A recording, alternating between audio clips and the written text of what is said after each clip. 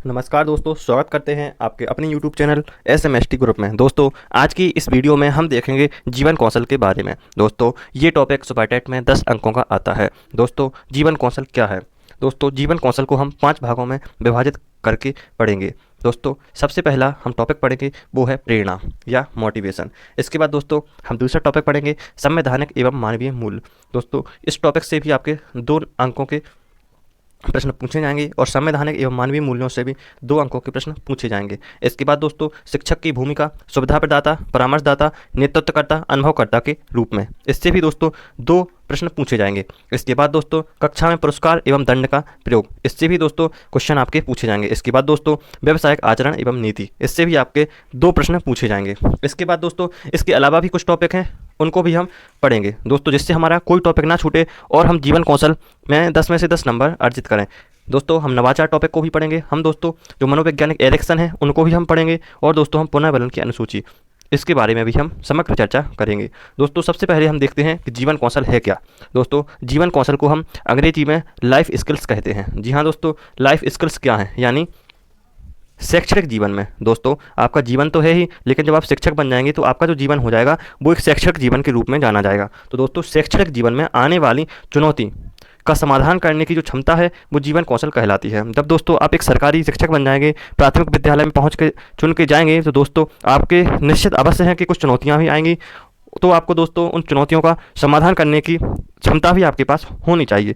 दोस्तों, एक शिक्षक जब अपने विद्यार्थियों के साथ उनकी समस्याओं को समाधान करने का प्रयास करता है तो अनेक चुनौतियां आती हैं। इन चुनौतियों का सामना करते हुए विद्यार्थियों को सही परामर्श देना ही जीवन कौशल कहलाता है। जी हाँ दोस्तों, लाइफ स्किल के बारे में हमने चर्चा की। इसके बाद दोस्तों हम पहले टॉपिक पे आते हैं। दोस्तों, हमारा पहला टॉपिक है प्रेरणा, अभिप्रेरणा या मोटिवेशन। दोस्तों, मोटिवेशन शब्द का हिंदी रूपांतरण ही अभिप्रेरणा या प्रेरणा होता है। दोस्तों, अभिप्रेरणा है क्या, कहाँ से निकला है, किस शब्द से निकला है, किस भाषा से निकला है और इसका अर्थ क्या होता है, चलिए हम जानते हैं। तो दोस्तों अभिप्रेरणा अंग्रेजी भाषा के मोटिवेशन शब्द से बना हुआ है, जो लैटिन भाषा के मोटम मोटम MOTUM मोटम शब्द से निर्मित हुआ है, जिसका अर्थ होता है उत्तेजना या गति देना। क्या होता है इसका हिंदी अर्थ? गति देना या उत्तेजना। दोस्तों, इस प्रकार किसी भी कार्य को करने के पीछे जो उत्तेजना होती है उसे ही हम प्रेरणा कहते हैं। दोस्तों, इसके बाद हम देखेंगे प्रेरणा की कुछ परिभाषाएं कुछ मनोवैज्ञानिकों ने दी हैं। तो दोस्तों किस मनोवैज्ञानिक ने कौन सी परिभाषा दी, ये परीक्षा में पूछी जाती है। वो आपको एक स्टेटमेंट दे देगा किसी भी मनोवैज्ञानिक का, जैसे वो परीक्षक एक स्टेटमेंट दे देगा कि किसी कार्य को प्रारंभ करने, जारी रखने और नियमित करने की प्रक्रिया प्रेरणा कहलाती है। यह कथन किसका है? तो दोस्तों ऐसा पूछ सकता है, तो आपको बताना होगा कि यह कथन प्रोफेसर गुड का है। तो दोस्तों ऐसे क्वेश्चन काफ़ी पूछे जाते हैं और विशेषकर सुपरटेट में। दोस्तों, प्रोफेसर गुड ने क्या कहा है कि किसी कार्य को प्रारंभ करने, जारी रखने और नियमित करने की प्रक्रिया प्रेरणा कहलाती है। दोस्तों, इसके बाद ब्लेयर, जॉन्स एवं सिम्पसन के अनुसार दोस्तों प्रेरणा एक ऐसी प्रक्रिया है जिसमें सीखने वाले की आंतरिक शक्तियाँ उसे वातावरण में उपस्थित लक्ष्यों की ओर निर्देशित करती हैं।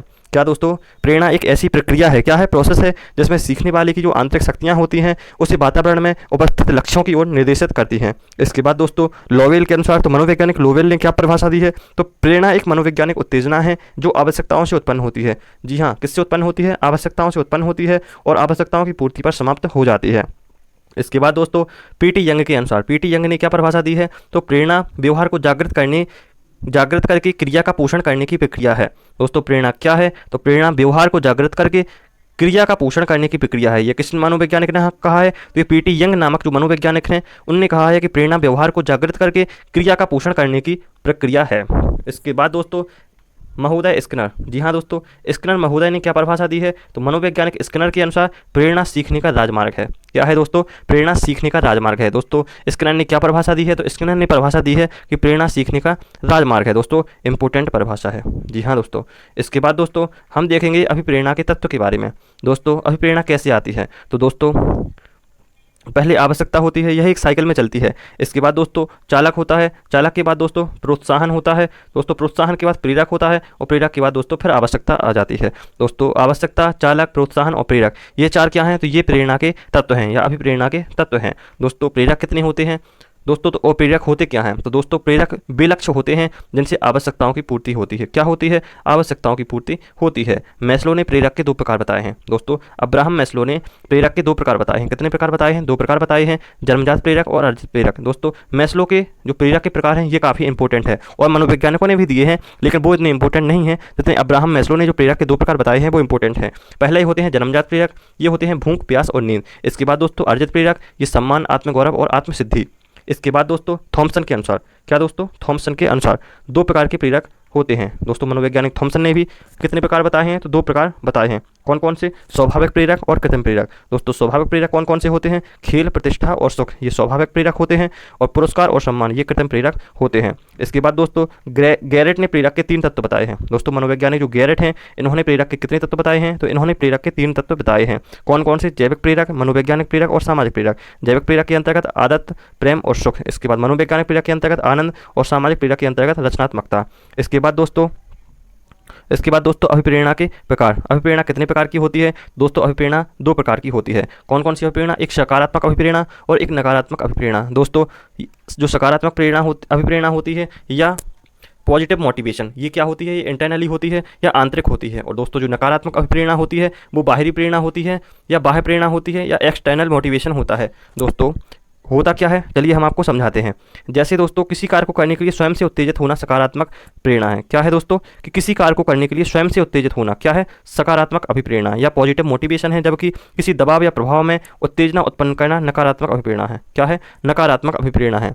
दोस्तों सकारात्मक अभिप्रेरणा और नकारात्मक अभिप्रेरणा को आप अपने व्यवहारिक तौर से भी समझ सकते हैं। जैसे दोस्तों आपको क्या बनना है? सरकारी शिक्षक बनना है। प्राथमिक विद्यालय में आपको सरकारी शिक्षक बनना है। दोस्तों आप अगर शिक्षक कैसे बन रहे हैं? खुद से बन रहे हैं। यदि आपका खुद का मन है, क्या दोस्तों? यदि आपका खुद का मन है बचपन से कि हमें क्या बनना है, हमें सरकारी शिक्षक बनना है, तो ये क्या है? ये सेल्फ मोटिवेशन है या पॉजिटिव मोटिवेशन है या सकारात्मक अभिप्रेरणा है या आंतरिक अभिप्रेरणा है। इसके बाद दोस्तों यदि किसी के दबाव में आके, यदि आपके पिताजी बोल रहे हैं या कोई रिश्तेदार बोल रहे हैं या चाचा, मामा या पापा बोल रहे हैं कि आपको सुपर टेट करना है, आपको शिक्षक बनना है, आपको बीटीसी करना है, आपको यूपी टेट का एग्जाम देना है दोस्तों, और आप कह रहे हैं कि नहीं पापा हमें बिजनेस करना है, लेकिन दोस्तों आपके सब लोग कह रहे हैं कि आपको क्या करना है? आपको सरकारी शिक्षक बनना है। दोस्तों आप किसी के दबाव में आ रहे हैं, बिल्कुल आ रहे हैं। आप प्रभाव में आ रहे हैं, बिल्कुल आ रहे हैं। और किसी के दबाव या प्रभाव में आकर अगर आप ये कोई काम कर रहे हैं या जो आपकी मोटिवेशन आई है, ये कौन सी मोटिवेशन है? ये नेगेटिव मोटिवेशन है, ये नकारात्मक अभिप्रेरणा है या बाह्य अभिप्रेरणा है? दोस्तों बिल्कुल आपका रिलेटेड एग्जाम्पल हमने आपको दे दिया है।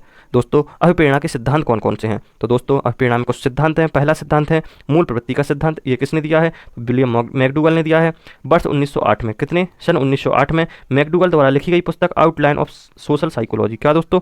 आउटलाइन ऑफ सोशल साइकोलॉजी में मैकडूगल ने लिखा कि प्रत्येक जीव में 14 प्रकार की मूल प्रवृत्तियां पाई जाती हैं। क्या पाई जाती हैं? 14 प्रकार की मूल प्रवृत्तियां पाई जाती हैं। कितने प्रकार की पाई जाती हैं? 14 प्रकार की। किसने बताया है? विलियम मैकडूगल ने बताया है। किस किताब में बताया है? तो उन्होंने अपनी किताब आउटलाइन ऑफ सोशल साइकोलॉजी, कौन? आउटलाइन ऑफ सोशल साइकोलॉजी में मैकडूगल ने लिखा कि प्रत्येक जीव में 14 ऐसी मूल प्रवृत्तियां होती हैं जो जन्मजात होती हैं और जीवन पर्यंत बनी रहती हैं। इसे ही क्या कहते हैं? तो इसे ही मूल प्रवृत्ति कहते हैं। इनके द्वारा उत्पन्न उत्तेजना को प्रेरणा कहते हैं। दोस्तों मूल प्रवृत्ति द्वारा उत्पन्न उत्तेजना जो होती है उसी को क्या कहते हैं? तो उसी को प्रेरणा कहते हैं। ये क्या एक सिद्धांत हो गया? किसका सिद्धांत हो गया? मूल प्रवृत्ति का सिद्धांत हो गया।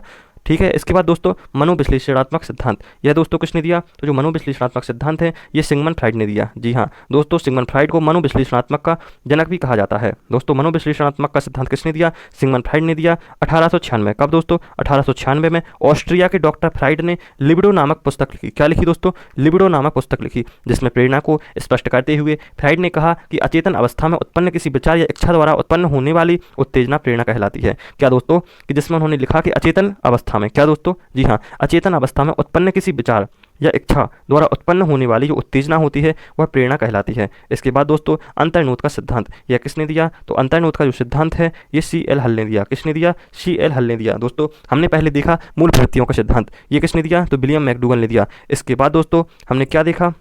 हमने देखा दोस्तों आपका मनोविश्लेषणात्मक सिद्धांत। दोस्तों मनोविश्लेषणात्मक सिद्धांत किसने दिया? तो सिगमंड फ्राइड ने दिया। इसके बाद दोस्तों हमने देखा अंतर्निहित सिद्धांत, यह किसने दिया? तो यह C.L. हल ने दिया। इसी को चालक सिद्धांत कहते हैं, इसी को प्रणोद सिद्धांत भी कहते हैं। दोस्तों प्रेरणा के संदर्भ में CL हल ने स्पष्ट किया कि मानव की आवश्यकताओं से जो आंतरिक उत्तेजना उत्पन्न होती है उसे प्रेरणा कहते हैं। जी हाँ दोस्तों, ये भी सेल्फ मोटिवेशन को ही महत्व दे रहे हैं। क्या कि प्रेरणा के संदर्भ में हल ने स्पष्ट किया कि मानव की आवश्यकताओं से जो आंतरिक उत्तेजना उत्पन्न होती है उसे क्या कहते हैं, उसे प्रेरणा कहते हैं। दोस्तों इसके बाद प्रोत्साहन सिद्धांत, यह किसने दिया, तो ये बोल्स या कॉफमैन ने दिया। किसने दिया, ये बोल्स द कॉफमैन ने दिया। क्या, प्रोत्साहन सिद्धांत। इस सिद्धांत के अनुसार मनुष्य में कुछ ना कुछ प्राप्त करने की इच्छा होती है। यही इच्छा जब उत्तेजना में बदलती है तो उसे प्रेरणा कहते हैं। क्या कहते हैं, उसे प्रेरणा कहते हैं। मनुष्य में कुछ ना कुछ प्राप्त करने की इच्छा होती है, यही इच्छा जब उत्तेजना में बदलती है तो उसे प्रेरणा कहते हैं। दोस्तों प्रत्याशा सिद्धांत, दोस्तों विक्टर ब्रूम का प्रत्याशा सिद्धांत। किसका, दोस्तों मनोवैज्ञानिक विक्टर ब्रूम ने कौन सा सिद्धांत दिया है, प्रत्याशा सिद्धांत दिया है। दोस्तों प्रीवियस ईयर यूपी टेट में पूछा गया क्वेश्चन है कि प्रत्याशा सिद्धांत किसने दिया है, तो विक्टर ब्रूम ने दिया है। दोस्तों इस सिद्धांत के अनुसार मनुष्य जब कोई कार्य करता है तो उसके साथ परिणाम के बारे में सोचता जरूर है। क्या दोस्तों, मनुष्य जब कोई कार्य करता है तो उसके साथ परिणाम के बारे में अवश्य सोचता है। दोस्तों जो उसे उत्तेजना और जो उसमें उत्तेजना उत्पन्न करता है जिसे प्रेरणा कहते हैं। जैसे दोस्तों हम किसी बारे में सोच रहे हैं दोस्तों हम किस बारे में सोच रहे हैं, हम जैसे गवर्नमेंट टीचर बनने के बारे में सोच रहे हैं। तो दोस्तों ये क्या है, ये सोचना, हम जो सोच रहे हैं उससे क्या है, एक उत्तेजना उत्पन्न हो रही है जिसे क्या कहते हैं, जिसे प्रेरणा कहते हैं। ये किसने कहा है, तो विक्टर ब्रूम के प्रत्याशा सिद्धांत के अनुसार ये बात कही गई है। इसके बाद दोस्तों शरीर क्रिया सिद्धांत, दोस्तों ये किसने दिया है, तो मॉर्गन एवं मुर्रे। किसने दिया है, जी हाँ दोस्तों मॉर्गन एवं मुर्रे ने कौन सा सिद्धांत दिया है, तो शरीर क्रिया सिद्धांत। दोस्तों शरीर क्रिया सिद्धांत प्रेरणा को किसी क्रिया के द्वारा मिलने वाले संतोष के रूप में प्रस्तुत करता है, क्योंकि कोई क्रिया जब बार बार की जाती है तो उससे उत्पन्न उत्तेजना क्या कहलाती है, प्रेरणा कहलाती है। जब कोई क्रिया बार बार की जाती है तो उससे उत्पन्न उत्तेजना प्रेरणा कहलाती है। दोस्तों मांग का सिद्धांत किसने दिया है, तो दोस्तों मैस्लो का मांग का सिद्धांत। माँ से मैस्लो, माँ से मांग का सिद्धांत। मांग का सिद्धांत किसने दिया है, तो अब्राहम मैस्लो ने। दोस्तों इसके अन्य नाम क्या है, आवश्यकता सिद्धांत भी इसको कहा जाता है या मांग का सिद्धांत भी कहा जाता है। दोस्तों मैस्लो हैं वो मानवतावादी वैज्ञानिक के रूप में जाने जाते हैं दोस्तों, जिनका मानना था कि आवश्यकताओं से उत्पन्न होने वाली उत्तेजना प्रेरणा कहलाती है। क्या दोस्तों, आवश्यकताओं से उत्पन्न होने वाली उत्तेजना प्रेरणा कहलाती है। ये किसने कहा है, ये मैस्लो ने कहा है। और मैस्लो ने कौन सा सिद्धांत दिया है, तो मांग का सिद्धांत या आवश्यकता का सिद्धांत अब्राहम मैस्लो ने दिया है। दोस्तों इसके बाद 8वां सिद्धांत है उपलब्धि प्रेरणा सिद्धांत। जी हाँ दोस्तों उपलब्धि प्रेरणा सिद्धांत। इस सिद्धांत के जनक कौन है, तो मैकलीलैंड। कौन है दोस्तों, मैकलीलैंड उपलब्धि प्रेरणा सिद्धांत के जनक हैं। दोस्तों इन्होंने क्या कहा है, तो इस मनोवैज्ञानिक ने कहा है कि समाज में स्वयं के लिए ध्यान बनाना या पद प्राप्त करना उपलब्धि कहलाता है, और मनुष्य जब इसके लिए उत्तेजित होता है तो उसे प्रेरणा कहते हैं। दोस्तों समाज में स्वयं के लिए स्थान बनाना, क्या दोस्तों, स्वयं के लिए स्थान बनाना या पद प्राप्त करना उपलब्धि कहलाता है, और मनुष्य जब इसके लिए उत्तेजित होता है तो उसे प्रेरणा कहते हैं।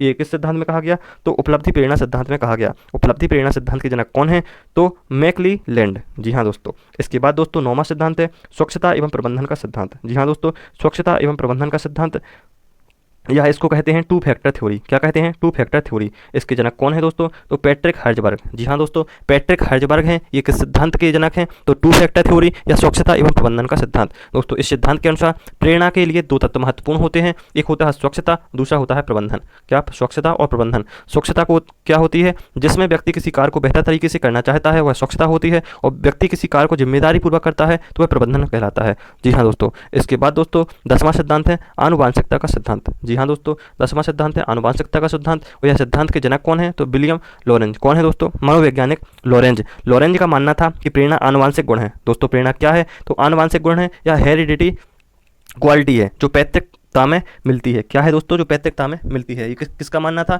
ये लॉरेंज का मानना था। आनुवंशिकता का सिद्धांत किसने दिया है, लॉरेंज ने दिया है। इसके बाद दोस्तों वेक्टर कर्षण सिद्धांत। जी हाँ दोस्तों वेक्टर कर्षण सिद्धांत। इस सिद्धांत के जनक कौन है, तो कर्ट लेविन। जी हाँ दोस्तों कर्ट लेविन किस सिद्धांत के जनक है, तो दोस्तों वेक्टर कर्षण सिद्धांत के जनक कर्ट लेविन है। कर्ट लेविन ने प्रेरणा के लक्ष्यों को 4 भागों में बांटा है। कितने भागों में बांटा है, 4 भागों में बांटा है। उपागम संघर्ष, इसके बाद दोस्तों परिहार संघर्ष, इसके बाद दोस्तों उपागम परिहार संघर्ष और बहु उपागम संघर्ष। चलिए दोस्तों हम एक एक के बारे में देखते हैं। कर्ट लेविन ने अभिप्रेरणा को 4 भागों में बांटा है। कौन कौन सा, उपागम संघर्ष। जब व्यक्ति के सामने 2 सकारात्मक लक्ष्य और वह दोनों को पाना चाहता है तो ये क्या होता है, ये उपागम संघर्ष होता है। क्या होता है, उपागम संघर्ष। जब व्यक्ति के सामने 2 पॉजिटिव लक्ष्य होते हैं या 2 पॉजिटिव गोल होते हैं, वह दोनों को पाना चाहता है तो ये क्या है, ये उपागम संघर्ष है। इसके बाद दोस्तों परिहार संघर्ष। यह क्या है दोस्तों, तो परिहार संघर्ष। जब व्यक्ति के सामने 2 नकारात्मक लक्ष्य हों और वह दोनों को छोड़ना चाहता है। जी हाँ दोस्तों हमने उपागम में क्या देखा कि व्यक्ति के पास 2 लक्ष्य हैं और दोनों कैसे लक्ष्य हैं, तो पॉजिटिव गोल हैं और दोनों को एक्वायर करना चाहता है, दोनों को पाना चाहता है, तो ये कौन सा संघर्ष हो गया, उपागम संघर्ष।